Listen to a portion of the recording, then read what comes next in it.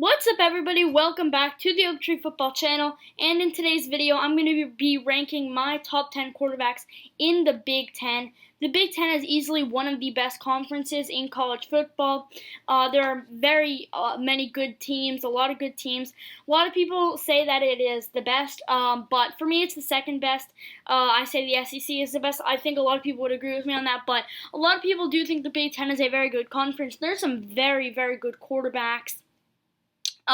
Which I'll talk about some more of them later, but some great quarterbacks. This was a pretty tough list to make because of how many good players were on it, but let's get into this. Starting at number 10, currently at number 10, I have Michigan quarterback Dylan McCaffrey. Now, personally, I think Michigan is a very, very good team this year, but Dylan McCaffrey, or just their quarterback position, is really why I'm just questioning if they'll really be able to be a good team this year. It's not official McCaffrey will be the starter. I do expect McCaffrey to be the starter, but he really has not done anything in his career. Well, he hasn't done that much. He's had a few plays, but not too much. And you need to have more experience. I think he needs more experience. I don't think he even is the most talented player. So I just think it's going to be tough for Michigan to be a really, really good team with him this year. I think if he in 2 years after the season, if he plays that season, he could have a big season because he gets the time to practice. He gets a season where he is the starter, and then he can really play with more experience and everything. But this year, I'm just not expecting much from him. Even though Michigan's a very good team, I just don't think he has enough experience. I just think he's really going to struggle this season, and I just don't really like Michigan's quarterback situation at the moment. So that's why I have my number 10. Moving on to number 9. At number 9, I have Illinois quarterback Brandon Peters. Brandon Peters is actually a pretty good quarterback. I mean, the stats aren't anything special, but I think he can have pretty good stats this year. He did have limited play time last year anyway. He wasn't playing the entire season. So I expect him to play the entire season unless he gets injured. So if he plays the entire season, I think he can be pretty good this year. Passing yards will probably go up. Touchdowns, I think, he can go up, but interceptions in a good situation right now. And he's pretty good as a rusher as well. 213 yards last year and 3 touchdowns. So he's a pretty good player all around. And he really can elevate this Illinois team because they aren't the best team in the Big Ten. I think that's safe to say, but he definitely is good enough to help them win a few more games you might not expect them to, and potentially get them to a bowl game this year. Illinois is a very interesting team to me. But I think Brandon Peters is a very good quarterback, and that's the only reason I have him lower. I don't think Illinois is the best team, but I think Peters is a pretty good quarterback. I think Illinois is an okay team, and they can be okay this year. Moving on to number 8, and at number 8 I have Northwestern quarterback Peyton Ramsey. This is the new quarterback Northwestern. Peyton Ramsey has not yet played for Northwestern. He was the Indiana quarterback last year. He was the starter for most of the season after starting quarterback Michael Penix for Indiana got injured, and he was actually pretty good. I was really surprised to see him get transferred. I mean, I know that Indiana likes Michael Penix, but I just feel Peyton Ramsey was a very good quarterback, and I feel he proved that he can be the starter. But really, when you look at it, the problem is 13 touchdowns, 5 interceptions. I think that's really the reason why they let him go. Because just 13 touchdowns is not going to get the job done. Sure, he did have 7 rushing touchdowns. Sure, his passing yards were fine. But you need to have more touchdowns than 13, especially when you have a really good wide receiver in Whop Phillier last year. So that's kind of why he's lower on this list. Also, Northwestern isn't the best team. They're not that good of a team. He's playing in a new system with limited practices. He's destined to struggle this year. If he plays fantastic, I would be shocked. So, I mean, I could even have him lower on this list. I just put him I put him at 8 because I think he was okay at Indiana. Like I said, the problem, he didn't throw enough touchdowns. If he can throw more touchdowns, he can be better this year, but I think his numbers will probably be similar this season just because he's in a new scheme, he's on a new team. So Payne Ramsey will just be average this season, in my opinion, kind of like he was this past year. Moving on to number 7. At number 7, I have Michael Penix Jr., the Indiana quarterback. So I talked about him a little bit a second ago, but he got injured last season and missed most of the season. He did have some playing time, as you can see, 1,394 pass yards, 10 touchdowns, 4 interceptions. But this year he should play the full season. But the problem is he's definitely had injuries in the past. He's had some big injuries. If he can stay healthy this year, it can be a good year for Indiana and for Michael Penix Jr. And a lot of people really think he can be a great quarterback this year, but I'm not so certain because, sure, Indiana has a very good team. Indiana has a pretty good receiving core with players like Whop Phillier, but I'm just not so sure because Penix was injured the entirety of last season. Or not the entirety, but a lot of last season. He's had injuries in the past, and I think it's going to be tough for him to come back from injuries with limited practices. It's going to be tough for him. I really think that it's going to be tough for him this season. I think he can have, going forward, he can be good, but this year I'm not really feeling it. I don't think it's the year for him. He's been kind of unfortunate with these injuries. If he doesn't get injured as much, he could be someone we talk about as a really, really good quarterback, and some people do still consider him to be a very good quarterback. I think he's a good quarterback, but nothing better than that. Yeah, I need to see some more from him. But if we can see some more from him this year, which I think we will, and he proves to be a very good quarterback, I definitely think that's a possibility. He could absolutely have a great season. But right now, I'm leaning towards just okay. So I have him at number 7. Moving on to number 6. At number 6, I have Adrian Martinez from Nebraska. Now, he's been a guy that a lot of people have talked about to be a breakout candidate, it seems, every season. Last year, he just did not live up to the hype at all. Just under 2,000 pass yards. That's fine. It should be better, but it's fine. But the touchdowns to interception ratio is when it gets really bad. 10 touchdowns to 9 interceptions, that just cannot be happening. And I think it was a big reason why Nebraska wasn't all too good that last year. 10 touchdowns only and 9 interceptions, that's just not good enough. If he's going to do that again this season, he might not make it onto this list. Rushing, he's a really good quarterback. 626 rush yards, 7 touchdowns. But you need to throw more than 10 touchdowns and you need to throw less than 9 interceptions. Maybe 9 interceptions is fine, but the touchdowns is just terrible. He needs to throw more touchdowns. But Nebraska, I think, will be pretty good this year. They're getting a lot of talent back. They have some really, really good players on offense and defense. So I think Adrian Martinez will get better this year, absolutely. I don't think he'll be as good as some people have said he will be in the past. But I still think he'll be a good quarterback this year. I think it'll be a good season for Nebraska and Adrian Martinez.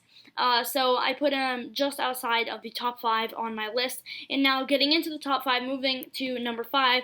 At number 5, I have Jack Plummer from Purdue. Now, some people might not like this one and say, well, his stats weren't great last year. He's not the best quarterback. Purdue isn't the best team.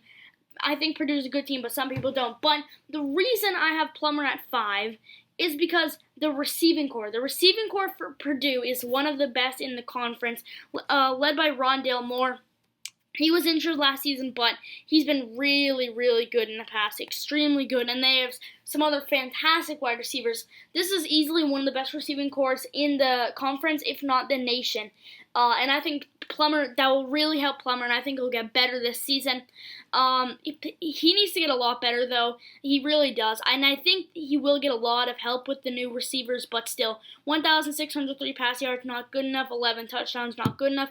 8 interceptions is fine, but still, he's not that good of a rusher as well. And the fact that majority he was passing last season and still wasn't able to do anything great, it's a bit worrying, but I think with Rondale Moore coming back, with some other good receivers coming back, he is going to have a big season. I think he can have a breakout campaign. I really like Purdue this year. I think Plummer can be pretty good. But yeah, so I have him at number 5. I know that one might surprise some people, but I think he can have a very, very good campaign in 2020. Moving on to number 4. At number 4, I have Wisconsin quarterback Jack Cohen. Now, some people might think this is a bit high for Jack Cohen, but I'll tell you why I have him up here. He wasn't the best quarterback last season when it comes to stats. 2,727 pass yards is actually pretty good, but 18 touchdowns isn't great. 5 interceptions. That's pretty good, but it's mostly because he didn't throw the ball a lot. And that was because Wisconsin had Jonathan Taylor, who's arguably the best running back in the nation. He is gone. So I think we're going to see a lot more passing from Wisconsin this year. And sure, they will probably do a lot of running the ball because that's kind of what they do. But I think Jack Cohen is going to have a big season, a lot better than he has been in the past. Passing yards, he's good on that. If he can throw some more touchdowns and keep the interceptions low, he can seriously be a very, very good quarterback. He's not the best rusher. I mean, he had 4 touchdowns last year, but only 22 yards. Completion percentage was pretty good, almost 70, so that's actually really, really good. So if he can stay accurate, if he can keep the ball out of in Wisconsin's hands instead of the opposing team, and he can have a bunch more, keep having a lot of pass yards, throw some more touchdowns. It can be a big year for Jack Cohen. I'm excited to see what he can do this year, and I have my number 4 currently on my list. Moving into the top 3, at number 3, I have Penn State quarterback Sean Clifford. Now, I really like Sean Clifford this year. I think he's going to have a big year. I'm extremely high on Penn State this season, higher than most people. I really do think they can make the college football playoff. It's just going to be tough with Ohio State in their division. That's the only thing that makes it so, they can make the college football playoff, because they have to play against Ohio State. If they lose that game, unless Ohio State loses 2 games, basically ruins their chances of going to the playoff and going to the conference championship game. But if Sean Clifford can have an even better season, Penn State can be a very good team this year. Passing yards was pretty good last year. Maybe he can get a few more, but still, very good passing yards. 23 touchdowns, it's pretty good. It's better than most quarterbacks in the Big Ten. I think he can get that even higher this season. I do think he has the capability of doing that. But maybe 25 touchdowns, I think that's good. And then 7 interceptions, it's low, it's good. Maybe you can throw a few less, but still, it's a good total. Completion percentage, only 59.2, not the best, but he's a really good rusher as well, over 400 yards last year, 5 touchdowns. So Sean Clifford was pretty good last season. I think he'll get better this season. I think he won't run the ball as much, but I think we'll see more passing from him. Penn State, but the problem with that is Penn State, they lost a lot of the receivers. They really do not have a big-time receiver who's going to be able to get the job done. Lost KJ Hamler, that was the main guy, but they need a receiver. I mean, they have some good tight ends. Pat Freiermuth, in my opinion, he's the best tight end in the nation. But if he can find a receiver he can trust, he can have big numbers this season. But if he can't really find a receiver, it's going to be definitely tough for him to do that. I still think he can. I think he's a great quarterback. But without a top receiver, it's going to be tough. But I currently have Sean Clifford at number 3. Moving on to number 2. At number 2, I have Minnesota quarterback Tanner Morgan. Tanner Morgan last season really emerged as one of the better quarterbacks in not just the Big Ten, but in college football. He was fantastic last season. 3,253 pass yards is really, really good. 30 touchdowns, 7 interceptions. Really, really good year, especially for someone we really didn't expect to be that good. If Minnesota can stay as a top team this year, which I assume they will be able to, Tanner Morgan could have a really, really big season. The interception total is low. That's what you want. 30 touchdown passes is really good, and over 3,000 pass yards is really good as well. These are some of the best numbers in the Big Ten from last season, and I think he can have some of the best numbers in the Big Ten this year as well. 66% completion percentage. It's good as well. Not the best rusher, but he's really a passing quarterback, and he's been really, really good at that so far last season. So if he can do that again this season, if he can duplicate his success from last year, Tanner Morgan could have a really good season. And I think it's possible he gets even better. He grows as a player. Because he does still have Rashad Bateman, who's one of the best receivers in the nation. So if he can have a better season, he can be a player we are talking about as a Heisman contender. He's a dark horse Heisman contender, in my opinion. Some of the biggest dark horse Heisman contenders are like him and Kyle Trask. He could seriously be a Heisman contender this season if he gets a little better. He doesn't need to get better. His numbers are already incredible. But if he can get a little better, he can be as good as a Heisman contender. So I think Tanner Morgan's a really, really good quarterback. I think Minnesota's a good team. I think Morgan should have a big season this year. And at number 1, this one, you'll probably know who it is. It's Justin Fields from Ohio State. Justin Fields is one of the best quarterbacks in the nation. It's really between him and Trevor Lawrence for me and for most other people. But his numbers last year were just incredible. 3,273 pass yards. Unbelievable. 41 touchdowns. That is insane. And 3 interceptions. only 1 interception in the regular season. 2 of those interceptions came in the college football playoff against Clemson. 67.2% completion percentage. It's really, really good. And he was great as a rusher as well. 484 rush yards and 10 touchdowns. Honestly, I think he'll grow as a rusher this season. I don't think he didn't run the ball as much as I expected last season. I think we'll see more rushing yards from him. Ohio State has a fantastic receiving group. They're not losing anyone too important. They are losing a few guys, but they still have a lot of talent at the wide receiver position.